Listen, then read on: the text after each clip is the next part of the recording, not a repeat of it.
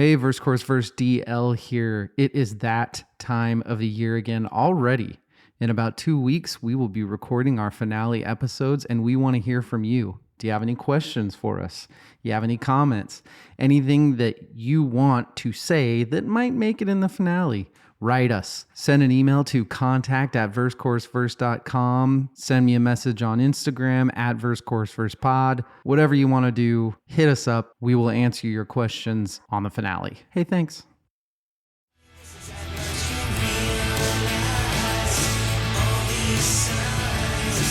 Coming up on Verse Course Verse, The Great Search Volume 3 is next. And oh, how I hope my voice doesn't annoy you, because it's all you get.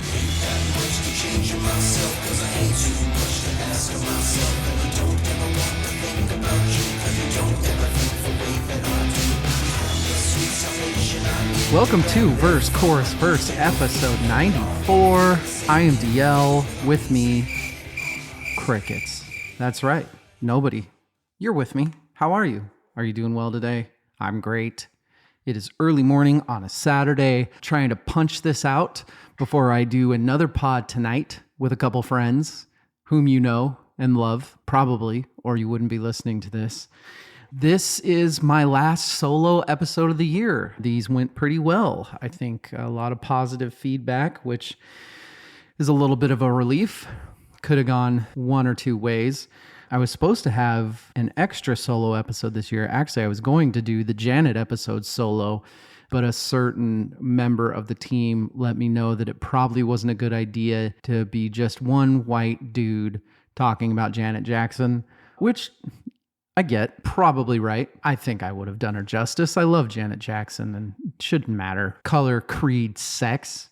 But you people, man, just looking for anything to bring me down. I get it. I see you. No, I'm glad Rachel joined me. That ended up being a great episode. I'm proud of that one. I'm proud of the promo. The promo got ripped off. So, hey, rip off is the sincerest form of flattery, correct? That's what I've always been told. State of the podcast. How's the podcast doing? Man, we are almost done this year. We are so close to the finale. A few more episodes to record before it's all end of year. And those of you that have stuck with us through season 1, we love you and thank you. You know the drill, though. We will do our kind of end of the year stuff. We have episodes lined up about albums that we missed this year. Let's talk about that first. We missed so many albums this year. I am very aware. And I've also gotten a couple of people not really complaining, more suggesting that we take more time podding about new albums, that we're really hamstringing ourselves by only talking about a select, we do 3 to 4 episodes about new albums a year. I disagree with that. There are 2 reasons why I'm not going to do that. And those people that recommended this, I hope you understand and still listen. If not, that sucks, but we're not going to change.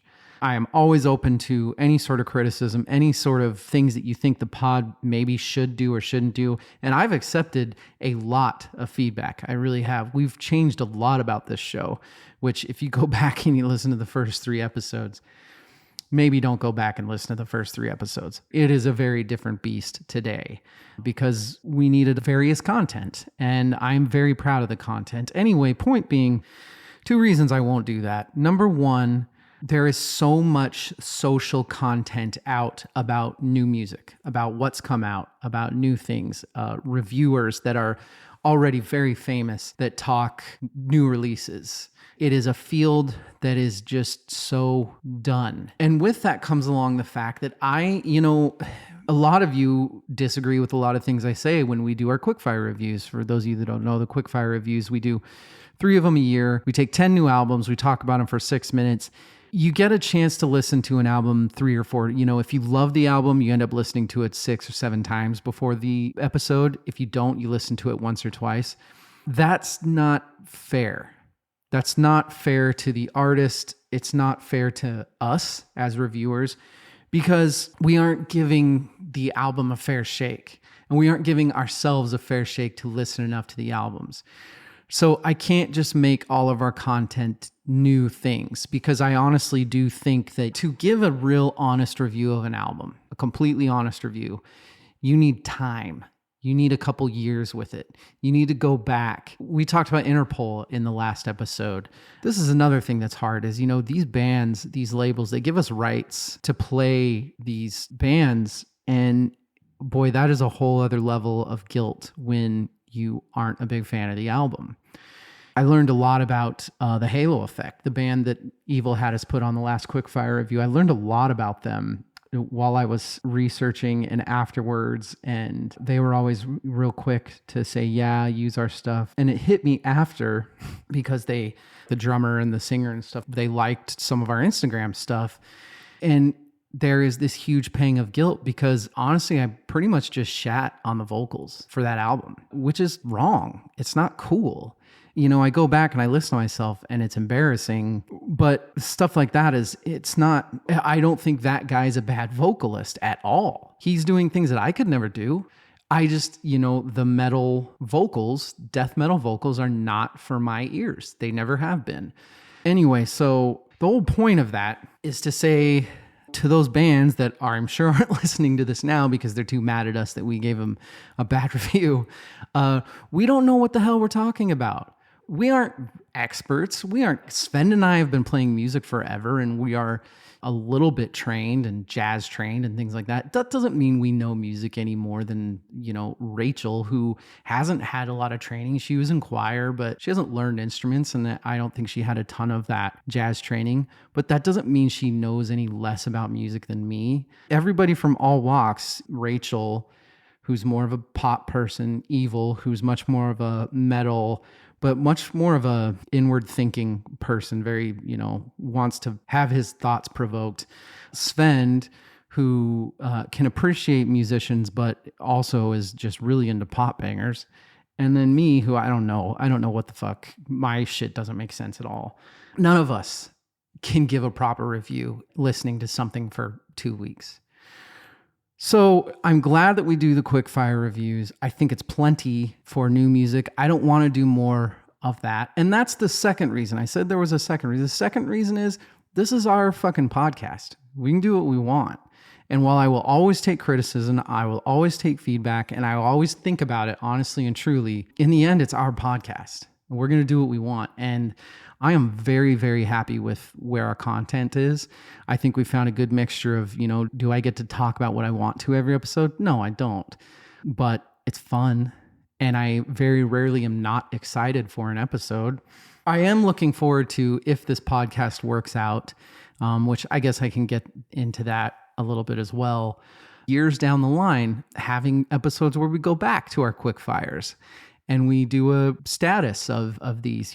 This year we're going to do an episode. We're calling it the Revisit and Revise 2021. And we're going to do this every year. Essentially, our episode before the finale, we go back, we listen to our finale from last year. We go back through the albums and the songs we picked and everything, say how wrong we were or how right we were, or how we still think this, or wow, were we ever the fuck off on that? If it feels like, I think it's because I just got done editing the last Quickfire review, and we were pretty hard on a lot of these bands, and I don't feel great about it. But it's also honest. Maybe I'm feeling a little guilty about that. But this is kind of a reminder that I will be the first one to say that I have no idea what I'm talking about. And I would think that by now, hopefully our consistent listeners understand that I am no elitist. I have an opinion and I express it, and I can be very brash about it. But I will be the first to admit that I have no idea what I'm talking about. And if somebody else has a different opinion than me, they're just as right as I am. Just because I do not like Blackpink or what that whole thing stands for. They're one of Rachel's favorite groups and she loves what they stand for. I think that we can both be right. And I don't think that just because she listens to that style of music more, that means she's right. Or because I research more about what's really going on in the background, that makes me right. I don't think anybody's right. I don't think anybody's wrong. Whew, man, That got oddly deep. Anyway, I'm actually really looking forward to that revisit and revise episode every year. I think that'll be fun. I already know a few things that are going to change, but that's the whole point is these new album reviews. You need more time with new albums. And so, yeah, 3 quickfire reviews and a what did we miss this year? That's 50 albums. We're covering 50 new albums a year. So you know what? Fuck you guys. We do plenty of new albums. You can go to hell. No, I'm just kidding. It will be fun to revisit the year before and see how wrong we were. We're also, our finale's going to be a double episode at the end of December. And then just like last year, we're going to have off-season episodes where we all record our own stuff, all compile it. Just give everybody a while off to recalibrate. It's going to be fun content. It's going to be aimed directly at a few things that are coming for season 3, which we will tell you about around the finale, probably the episode before the finale, which is going to be our 100th episode. I know. I did a lot of thinking about that. I could have done the math to where the finale was our 100th episode. But, the 100th episode needs to be its own episode. So last year we did the What is Music episode where we all just talked about music. Went over really well. This will be kind of taking that place and doing that as well. It'll be really cool. We're actually going to be up at a cabin together in person. We're going to set everything up around a campfire and just chat about what's happened in the first 100 episodes. I'm really fucking stoked for it. So good things happening, a lot more stuff coming next year, big interviews next year. We'll reveal those, most of them at the finale as well, or on that same episode. But let's talk about tonight. What are we doing tonight? Actually, before I get into that, I want to talk about the music that you heard on the intro to this episode. And you will also hear a couple more songs on my breaks.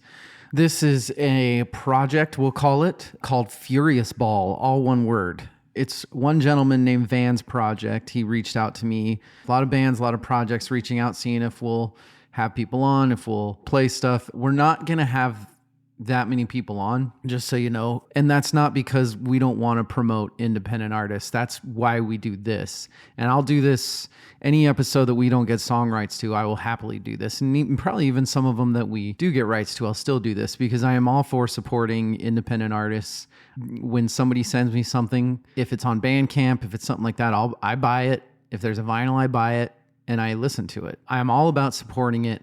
We just don't have the capacity to have independent artists on all the time to talk about their projects. And to be totally honest with you, it's not incredible content. Musicians, me at one point included, we are too self-centered and eccentric. The content ends up being about one person, and that's not great.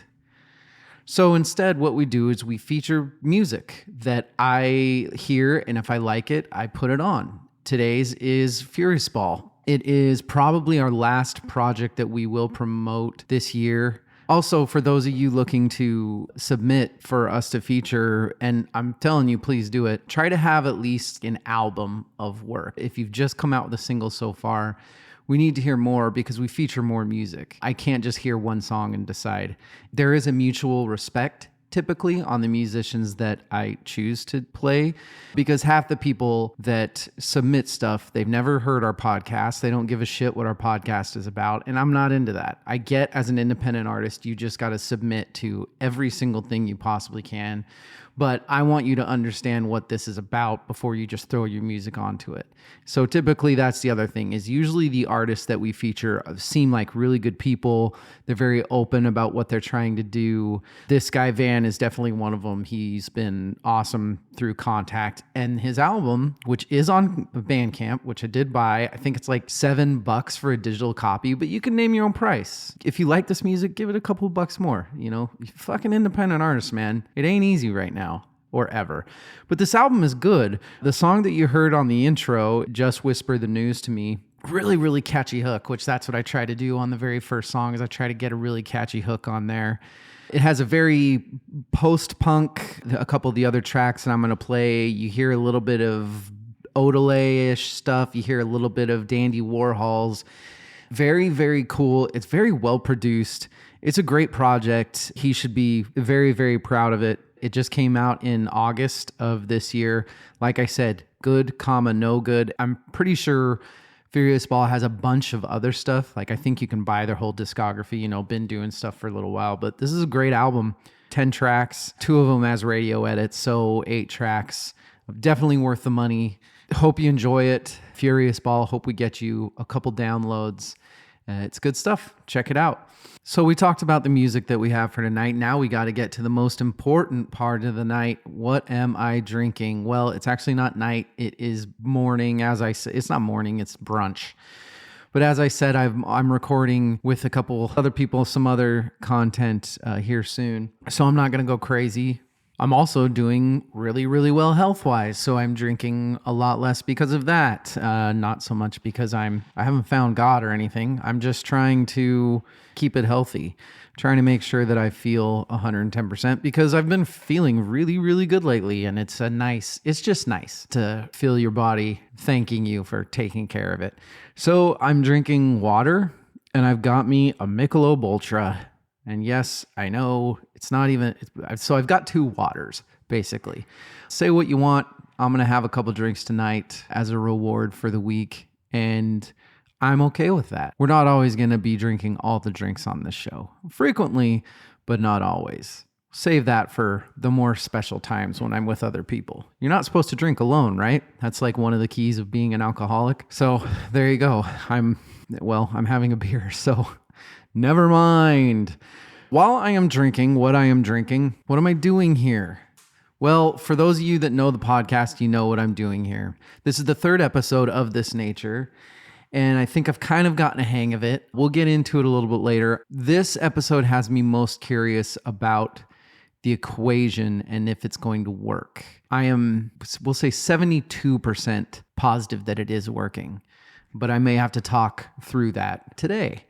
The equation, what is the equation if you do not know? So in true me fashion, I have always been a what's your favorite band of all time guy through thick or thin, no matter what. That's always been one of my go-tos that I'm interested in hearing people answer. I think it opens up a lot of conversation pieces.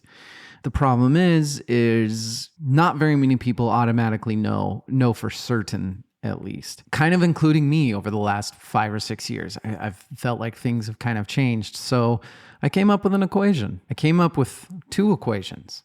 One equation to try to find who the best band of all time is. Is that broad enough for you? And then another equation for my favorite band of all time. So what does a best band of all time consist of? Isn't it intangible? I mean, yeah, it's a ridiculous question in the first place, but podcasting is ridiculous, so I'm fine with it. To me, best band of all time is a band that highly influential, sold a crap ton and kept selling through the years. A band like Nirvana may have only had a few albums, but they're still selling because it's Nirvana. There are things that I maybe don't agree with, but it doesn't matter what I think if it's best. Things like the Rolling Stones 500 best albums of all time, or best songs of all time, or what's gone platinum, or what's hit number 1 on the Billboard charts. There are things like that you're able to factor in, and that's what I've done. And then favorite band of all time is just about songs that I think are great or okay or bad, what I'd buy. Pretty simple. So this is what I do is I take one band that is I would say a favorite or what I think would be highly ranked on best band of all time stuff. Bands that are selling out arenas, that have been around for a long time, that had 4 straight albums of platinum, they're going to rank pretty high. And then I pick a band that I feel is going to go highly onto my favorites, a band that I've always loved that I think would do really well there. And then I do a band that we've been talking about a ton on the podcast, one that is just either randomly or on purpose because of year dissections and album dissections has come up a lot. And then I do an artist. Now, in this case, I kind of did the same thing. I did an artist that we've been talking about a lot.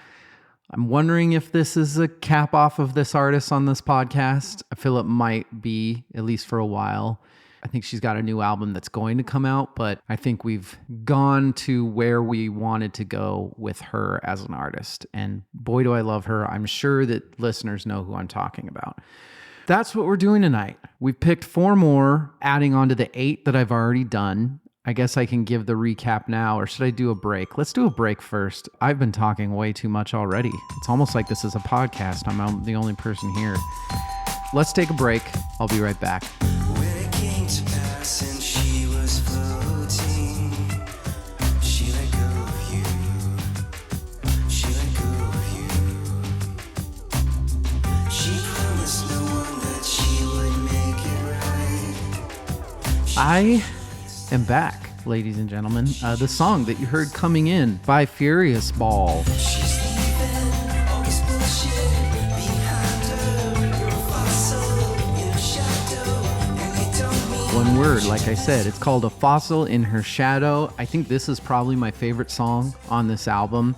It's very light, it's very catchy, great beat. It does have that little bit of, what would you say, early 2000s, like I said, a little bit of Beck, Built to Spill-ish, maybe a little more, not artsy, but I keep going back to Dandy Warhols, that sort of, maybe a little bit less eccentric Dandy Warhols. To furiousBall, sorry, I know that artists hate being compared to other artists, but hey, I gotta sell you to the masses somehow, right? But yeah, go to Bandcamp. I'm sure you can find this guy, this project on a lot of different places. But if these people are on Bandcamp or they have an album you can buy, that's where I'm gonna tell you to go. I'm not gonna keep giving out Spotify's and stuff like that. Not because I don't want the artists to get downloads, but because Bandcamp is the first place you should go to try to find our independent artists. We need to support independent artists. That's the best place to do it. Pretty simple stuff. Here's some money. Thank you for the music. Don't you miss those days. furiousBall, go check them out.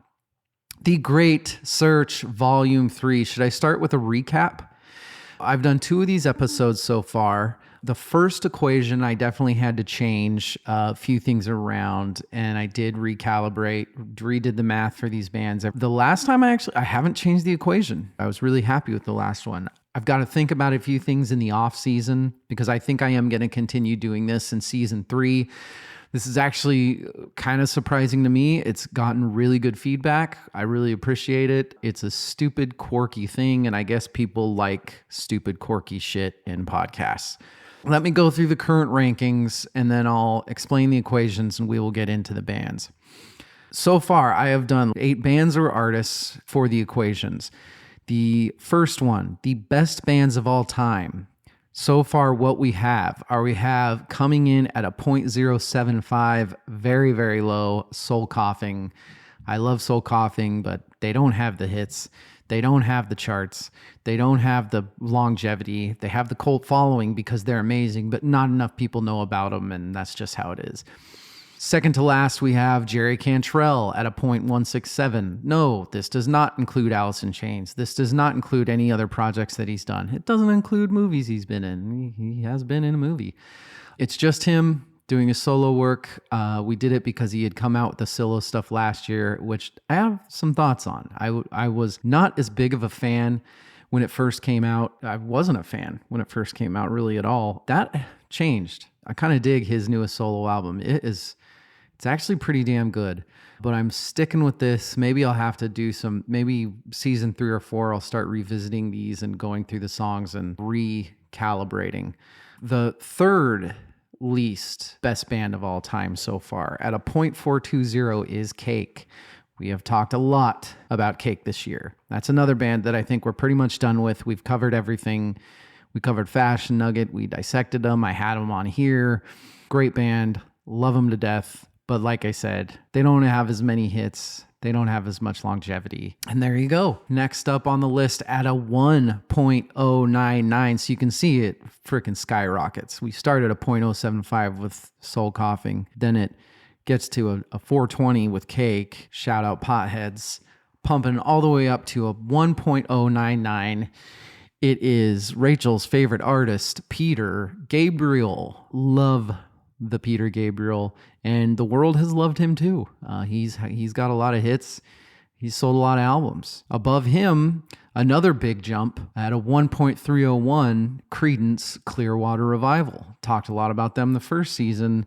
They are an amazing band. They are more of a quality over quantity band. You know, everything they came out with was good. And that does factor in a lot in this sort of thing. Above them, at a 1.345, so very close, is Green Day. Green Day, yes, the band that's been around for frickin' a quarter of a century. Multiple generations of fans. They do have a lot of mediocre to bad stuff out, but they've sold so much for so long that you can't really deny the greatness there, as much as I might want to at times. And then our second best band so far of all time at a 1.659, so another kind of significant jump, the Foo Fighters. We've talked to the Foo Fighters a little bit on this podcast. We should probably talk some more. We've talked a lot of Foo Fighters, but that's the Foo Fighters. They keep themselves relevant. Sometimes it's, not on purpose and it's for really sad things like it was this year, but they're always relevant. Dave Grohl keeps himself relevant. Whether it's a movie or a new album or a change of an album or something that happened at a live performance. And because of that, because of the sales, because of the worldwide sales and what they've done, that's why they're so high up. And then number one with a bullet, so far above everything else so far. And there are two bands that I could see maybe surpassing this. Hopefully there's one I'm not thinking of, because I don't want this to be the end of the best of, like nobody's ever going to top it. But man, this could be something that's not going to be topped. At a 2.588 is Michael Jackson. And what do you say about, all the hits, all the sales, worldwide, diamond albums, unstoppable. So you hear all the numbers. What's the equation? Actually, you know what? No, I'll go through the equation once I start talking about bands. Before I do that, let's do the favorites results that we have so far. This is me and my favorite bands of all time, and it's very, very different. Goes to show you from the very first, the least favorite so far out of those 8 is Green Day at a 1.089. There's Green Day I love, but there is a lot of Green Day that I loathe. And I feel like a lot of people in my generation are like that. Next up is Jerry Cantrell at a 1.333. Love the man, love the guitar. He's a guitarist in one of my favorite bands of all time. But a lot of his solo stuff I love some of it, but I'm not going to say anything bad. It's Jerry Cantrell. I love Jerry Cantrell. Next up is Michael Jackson at 1.350. Kind of surprises me, but yeah, I can see it once I get to these other bands, because above him, and I agree, I'm a bigger fan of this band than I am Michael Jackson, and that is Soul Coughing at a 1.450. I love Soul Coughing, and to me, honestly, I'm kind of surprised they're not higher up on this for me. But then I think about all the songs that these other bands have come out with, and it makes sense.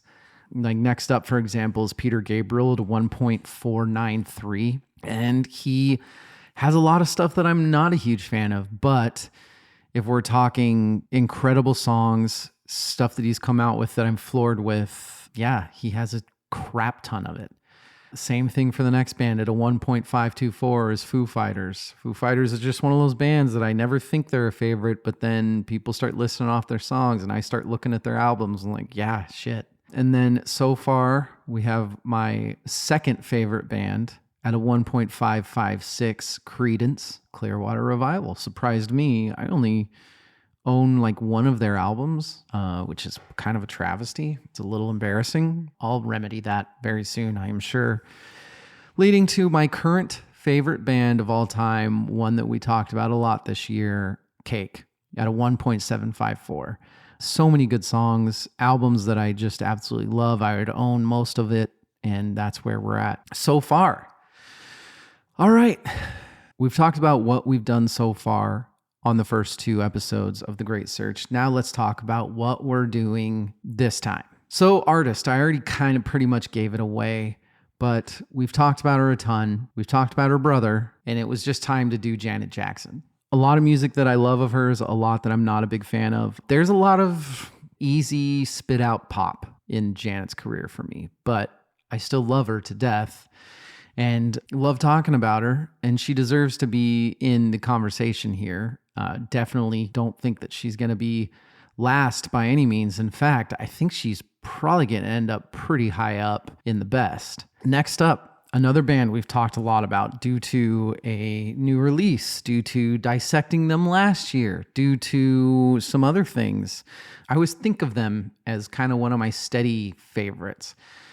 and that is Muse. Complicated relationship now with Muse because they're starting to have more and more not good music. More stuff that when I go back and listen to, I'm less impressed with. But they still have so much stuff that I am impressed with, and we'll get to that. Next band that we've talked a ton about, that we have dissected, that we've done, I think might hold the record for the highest rating of an album on this podcast so far, when Evil and I gave it a 10 out of 10 and Rachel gave it a 9 out of 10, which was Mesmerize, and that is from System of a Down. System of a Down, I also decided to do today. A little bit surprised by well, maybe not. See, I'm going to have to talk through it as we go. And then, of course, the last one, the one that I figured would do really highly on at least one of these.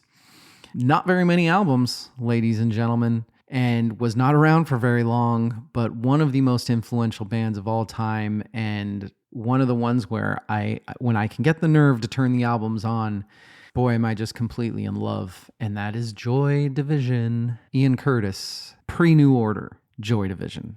Who a lot of people I know don't love Joy Division, but I've never had the hot take of, you know what, Joy Division sucks. And I just don't. I hope I never hear that.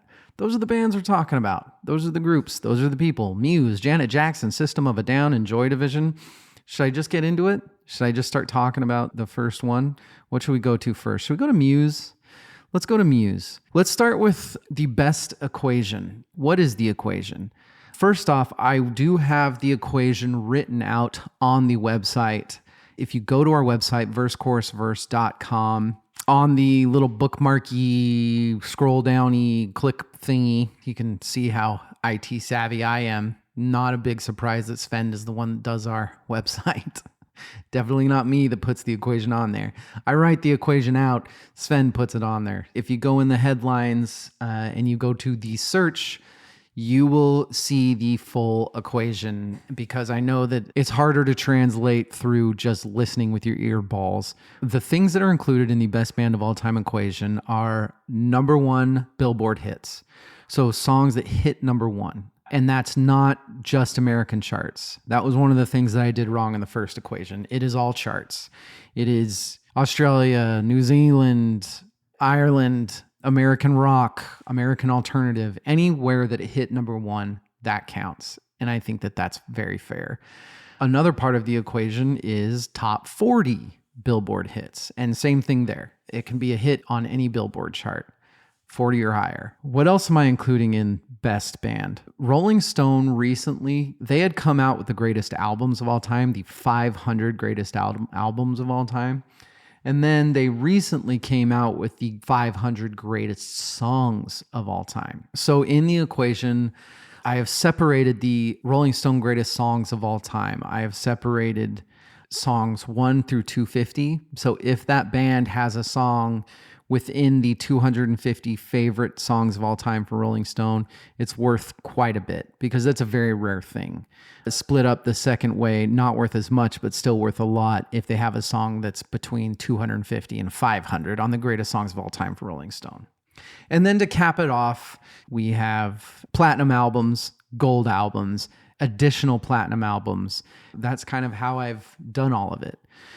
So essentially what I'm doing is I'm taking the Rolling Stone songs that are 1 to 250 for that band, timesing it by 2, and then I'm adding that to number one Billboard hits altogether, timesing that by 2, dividing that over total number of songs. And then on the second part of the equation, I'm taking platinum albums times 2 plus gold albums plus additional platinum albums times 0.25. So if they've gone platinum 6 times, they have 5 that are times 0.25.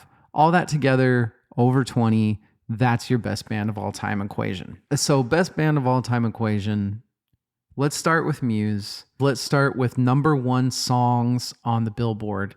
This is unbelievable to me. Absolutely shocking. Muse has had one number one Billboard hit.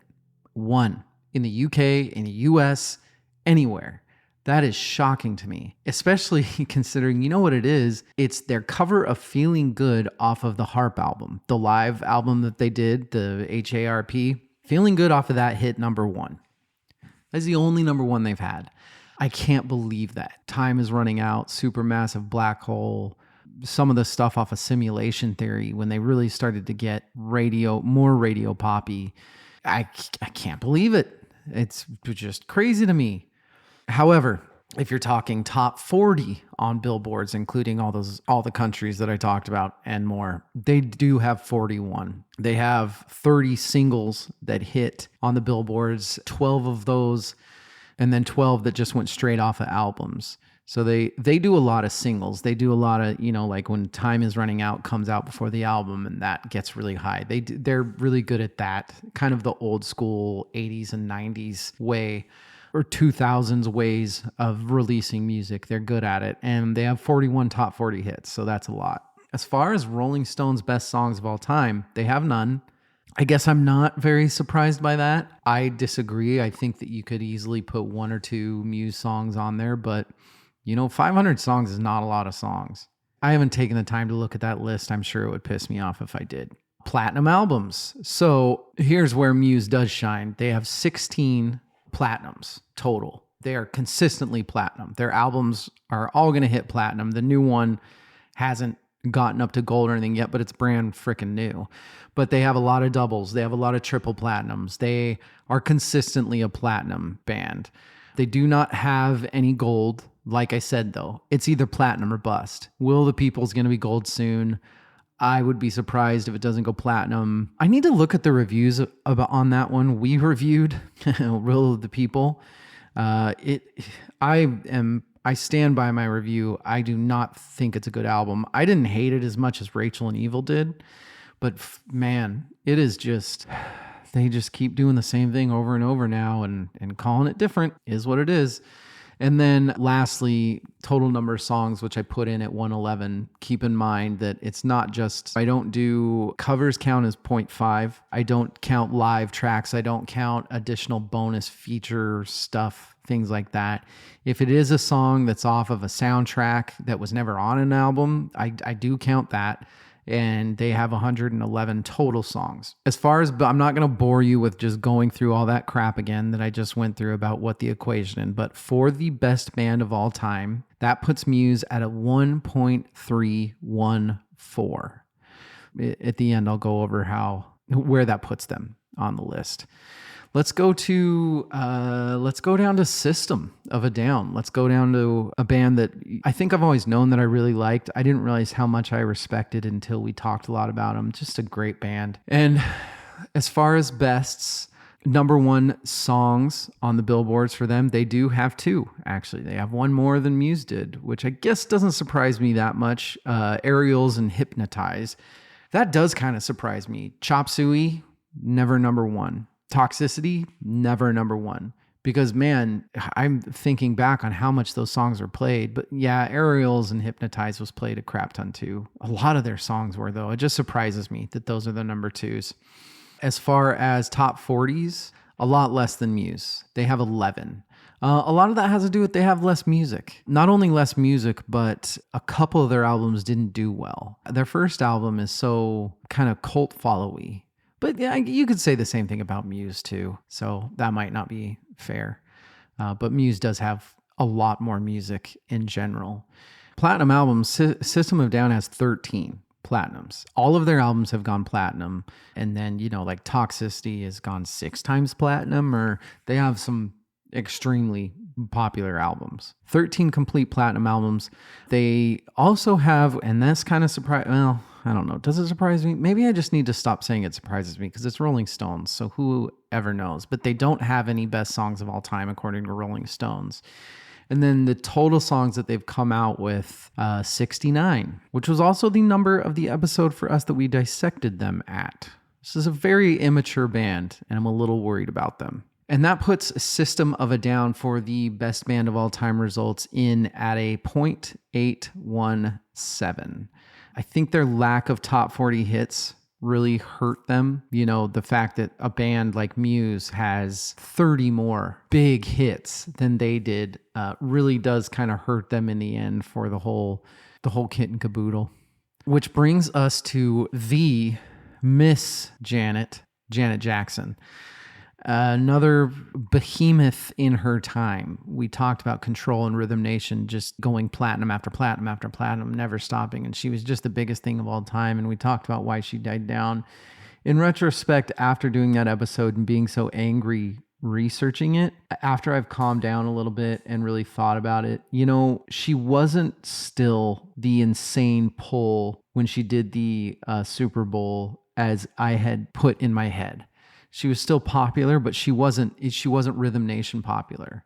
This was long after she was one of the biggest pop stars in the world. She was still huge, but I don't think it was just the Super Bowl that banished her from being huge anymore. I think people kind of grew out of the late 80s, early 90s hip hop, which people do. Still love her to death. And as far as the best bands of all time, her as an artist, it's going to be a big deal that she has 18 number one hits on the Billboard. 18. So you compare that to like Systems 2 and Muses 1. It's a pretty big deal. Because of her 18 number one hits, because everything that she did was so popular, she actually only has 9 top 40s. It's not because she's not good. It's just because all of her songs got popular, like went to number one, which I think is pretty freaking cool. And then as far as Rolling Stone's 500 best songs of all time, she does have one. She has one in the 250 through 500, and I don't remember what number it is, but it's Rhythm Nation. It's the song Rhythm Nation, which I'm good with that. That deserves to be on there. And if there was a Janet Jackson song that I would think should be, it'd be that one. I can think of a couple others maybe, but definitely Rhythm Nation for sure. As far as platinum albums, 25 platinum albums. 7 of her albums have gone platinum, 18 additional platinums. So, like Control, Rhythm Nation, those alone gave her a crap ton of platinums.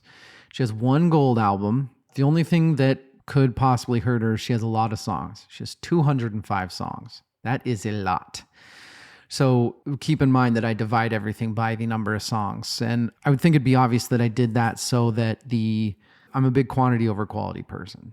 So, if you only have 3 albums, but the 3 albums are amazing, then you deserve to be higher than somebody that has 3 amazing albums and also 10 crappy albums. Not to say that that's Janet, but with all those number one hits, all those additional platinums, Janet clocks in at a 1.224. So higher than System, which best band of all time, I think I would agree with. It's not favorite, it's best. And I don't even know which one of those I would pick. I don't know if I'd pick System of a Down or Janet Jackson. I really love both of them. But now to our last one, Joy Division. 4 best bands of all time. Number one hits, they had 4. I didn't write them down. I wish I would have. I'm sure Love Will Tear Us Apart, which I did count, but that's technically not even on an album. They had a couple singles that came out after Closer and Unknown Pleasures. They had 4 number one hits and then only 2 top 40 hits. So the 4 number one hits, 2 top 40 hits. They do have a song in the Rolling Stones 1 through 500. They actually have song number 41 on that list is Love Will Tear Us Apart. So very, very high. So they do get a point for that. Here's something gross. You ready for this? No platinum albums. Okay? So how do you like that? Nobody listens to Joy Division. It fucking figures. They have 2 gold albums. That's their 2 albums. So the 2 albums that they do have are gold. That's just so disappointing. And complete songs that they have 21. I know that there's a lot of bonus stuff on the ones that they came out with after Closer, but I only counted the non-released studio-made songs, which is just 2 more songs. So 21 songs. That clocked Joy Division for best band of all time in at 0.837. So what do we have so far? Starting from the bottom, we've got Soul Coughing at a 0.075. Jerry Cantrell, 0.167. Cake, 0.420. Above them, with a big leap, System, 0.817. Just above them, barely, And I think it's just because it was so few music, but they still had so few songs, but they had more number one hits what I'm thinking is the big deal. And that's Joy Division at 8.37. So extremely close between System of a Down and Joy Division. Above them is Peter Gabriel at a 1.099. Above him is Janet at a 1.224. Below Credence at a 1.301, which leads us to our highest for best band of all time from this category, which is what I called it Muse at a 1.314. Below Green Day at a 1.345, still having Foo Fighters at a 1.659, then Michael at 2.588. I see zero problems with that. Muse being above Creedence but below Green Day seems perfect to me. Janet being above Peter Gabriel, I can understand. Joy Division and System being below Peter, I can understand, but definitely both would have to be above Cake, Jerry Cantrell, and Soul Coughing. I'm good with this. I actually think this list works out well. I do question for best band Joy Division over System, just because it just feels like System was around so much longer, even though they were not around long at all. But I'm good with it. I think that the equation works well for this. I'm going to take a break. We'll be back to talk about favorites.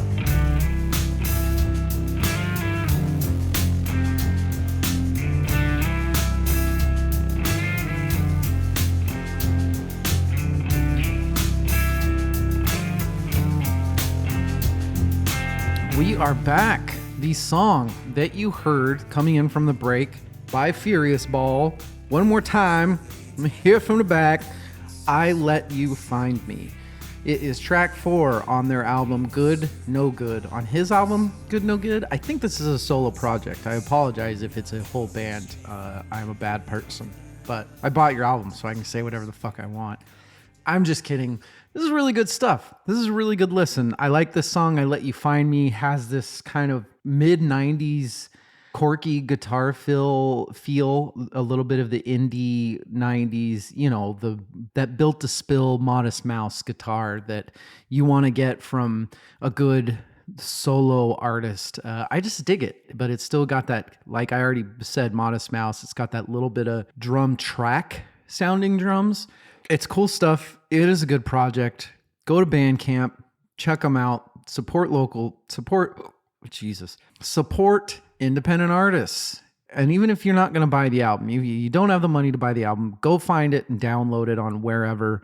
It doesn't cost any money to download shit, and it helps these artists out. So furiousBall, I hope we get you a couple downloads. Hope somebody goes and buys your album. Thank you very much for letting us play your stuff. Good luck to you, and hopefully you keep churning out the good tunes.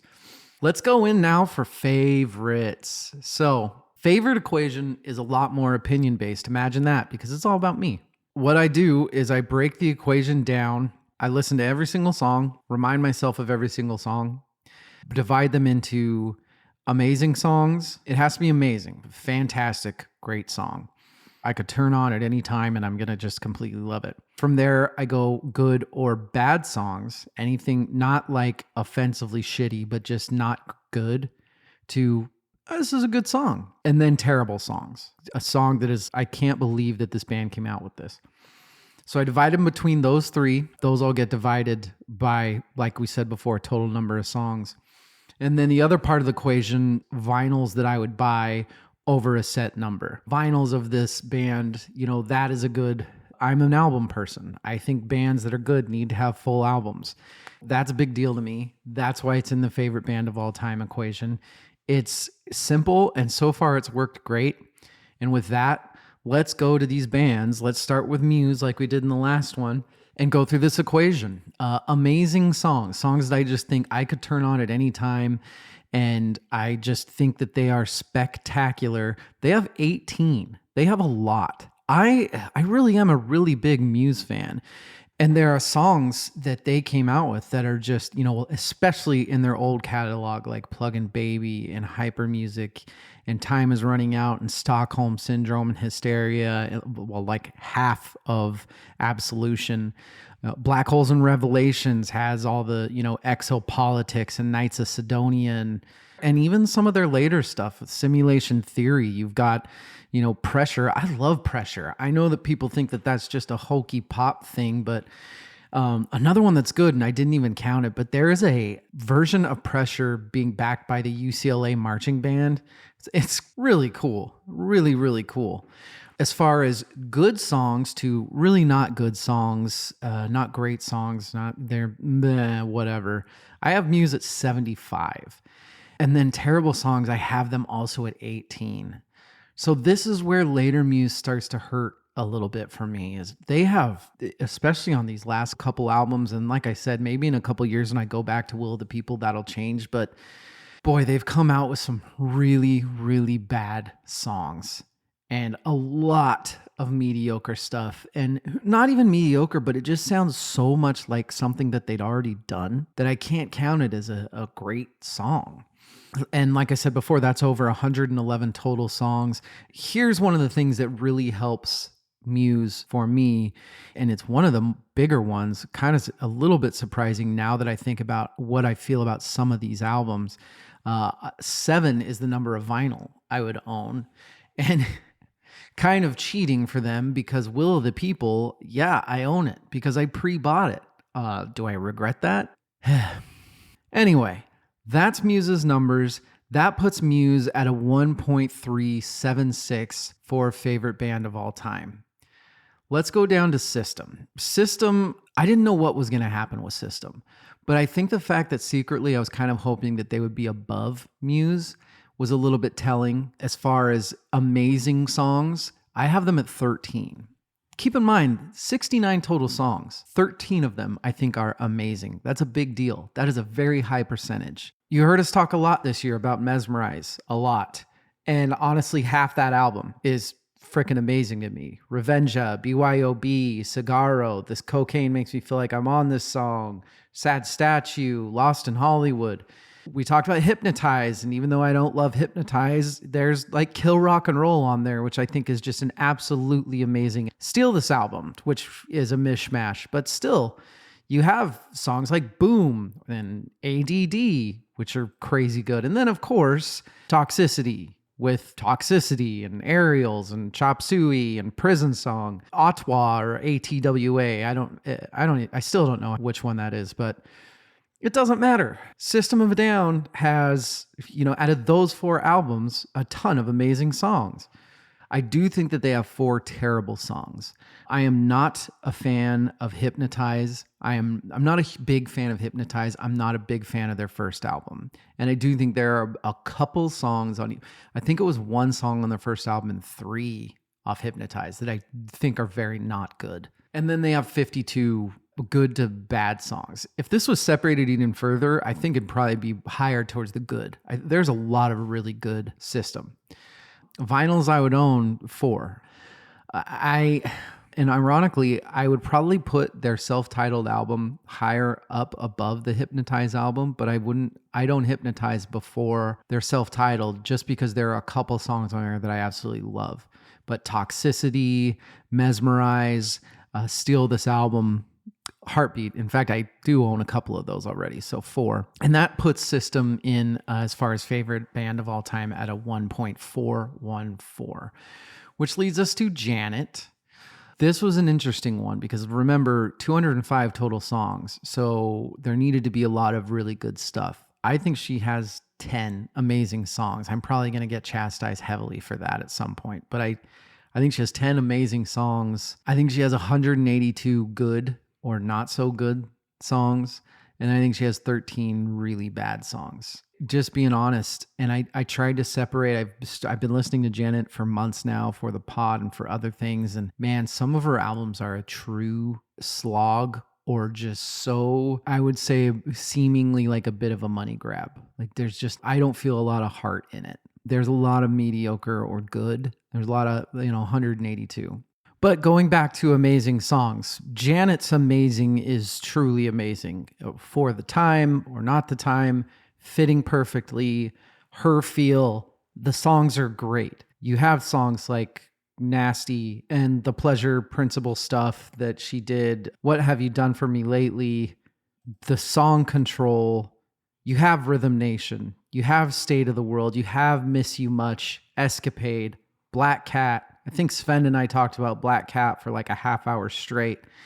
I mean, that's all off of only 2 albums of hers, which, yes, those 2 albums are the Janet albums and everybody knows it, but just 2 albums, that many amazing songs, that's a big deal. That's really cool. And then vinyls I would own 3. Maybe 4. I have to wait to get more into her new stuff again, but I don't think so. I think I'm pretty happy with having a 3 album catalog of Janet, as long as Control and Rhythm Nation is in there, which it is.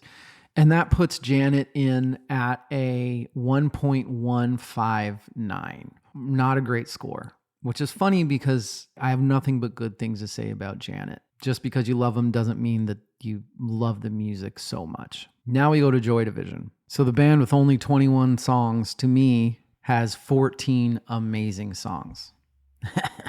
That is a high percentage. They have 7 good songs. They have no terrible songs. Joy Division never came out with a bad song. Fight me. The only thing that hurts them is vinyls. 2. They only had 2 albums. I understand they have extra stuff. I do own singles. I do own Love Will Tear Us Apart and a couple things that come after, but I'm not counting those. It has to be a full album. That's just me being a dick, being who I am. It doesn't matter though, because that still is a very high score of 1.867. There we go for my favorites. Where does that clock us in now? Well, it clocks us in here. At the bottom of the list, we have Green Day. 2 amazing albums and then a ton of crap at 1.089. Second, and it kind of pains me, Janet, 1.159. I am a bigger fan of that. But, you know, a lot of the bands that I've done so far are, man, I really, really like them. Here's what I'll say.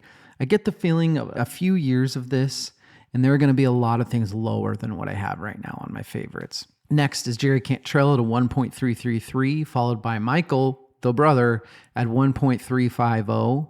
I always say that Janet's my favorite, but apparently Michael's a little bit higher musically. I dig Janet's vibe a little more. Next up, over Michael, is Muse, barely, at a 1.376. And man, they would be so much higher if it wasn't for their last album and maybe like half of their last 2 albums. I feel like if this would have been pre-Will the People, they would have been 2 more up. And then right after them, so above, by a pretty good margin, is System of a Down at 1.414. Just below Soul Coughing at a 1.450, which I'm comfortable with. And then above them, Peter Gabriel at 1.493. Above them, Foo Fighters at a 1.524. Above them, Creedence at a 1.556. And yes, it's correct. Cake has been dethroned. They lasted an episode. They did a great job. But Cake's 1.754 cannot match Joy Division's DL's favorite rank of 1.867.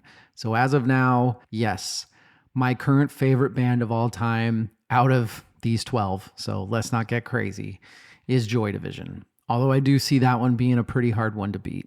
You talk about quality over quantity. This is one of the best examples right here. I can think of a couple other ones, but this is a big one. And that's it. That is the last great search of this year. Tell me what you think. Tell me where you disagree. Tell me why you think it's ridiculous, and that as far as favorites of all time, how does Green Day score so low? How does Cake score so high? You know, since that's so hard to argue because it's favorites, go to the best. Ask me how CCR can be 3 lower than Foo Fighters, or how System of a Down can be below Joy Division, or how Soul Coughing is basically no score. Although I'm not sure how people can argue that. Keep in mind, I love all these bands, so don't be too hard on me just because I, didn't mark them. They can't all be number ones, people. Done like dinner. Hope everybody's doing well. Join us next week. You know what's up next week? Samesies. You know what Samesies is? No, you don't? Well, you're going to find out. It is going to be a reoccurring episode that's going to happen at the end of every year. Yes, that's right. We have officially started our end of year episodes. So starting with the next episode, all episodes subsequent, there's going to be something similar at the end of every year. We've reached it. Coming up next week, versechorussverse.com, at versechorussversepod. Like, follow, write reviews, do the things. You guys are amazing. You gals are amazing. Thank you so much.